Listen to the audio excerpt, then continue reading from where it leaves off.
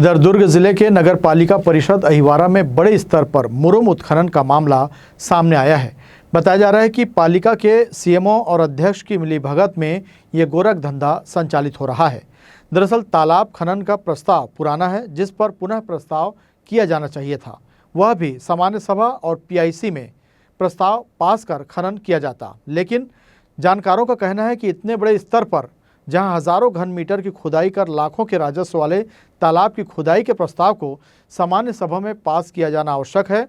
नगर पालिका परिषद का ये खनन मामला अब जिले के राजनीतिक गलियारों में सुर्खियों में है, क्योंकि बरसों पुराने तालाब को खनन कारोबारियों के द्वारा तीन चैन माउंटेन मशीन की सहायता से खोदा जा रहा है। पूर्व अध्यक्ष नटवर ताम्रकार और वर्तमान उपाध्यक्ष अशोक बाफना के साथ पार्षद ईश्वर शर्मा का कहना है कि यह पीआईसी सदस्यों और पार्षदों को गुमराह कर नियम कानूनों को ताक पर रखकर खनन का कार्य किया जा रहा है। नगरपालिका अहिवारा में निश्चित रूप से मुरुम का उत्खनन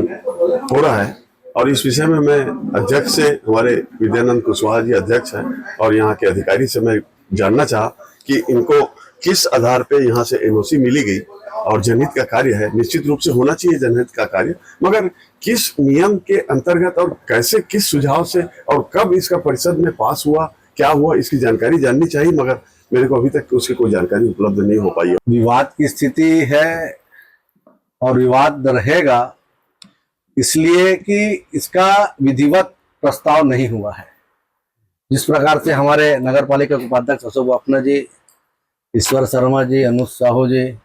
मुकुंद पटेल जी, मीना जोशी जी सहित सभी पार्षदों से ये चर्चा हुआ है, उसमें कहा रहा था कि भाई हमारे को इस प्रकार की कोई जानकारी नहीं है कि बांध में किसी व्यक्ति को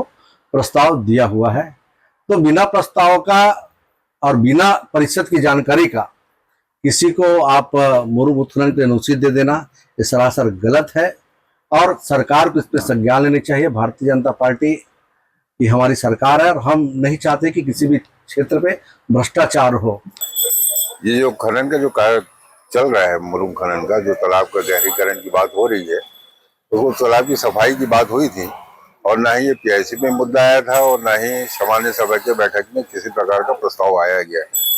सीएमओ के द्वारा हम इसकी जानकारी लिए थे, तो सीएमओ के द्वारा ये कहना था कि पूर्व में जो सीएमओ थे अंकुर पांडे जी, उनके द्वारा कलेक्टर को लेटर पारित किया गया था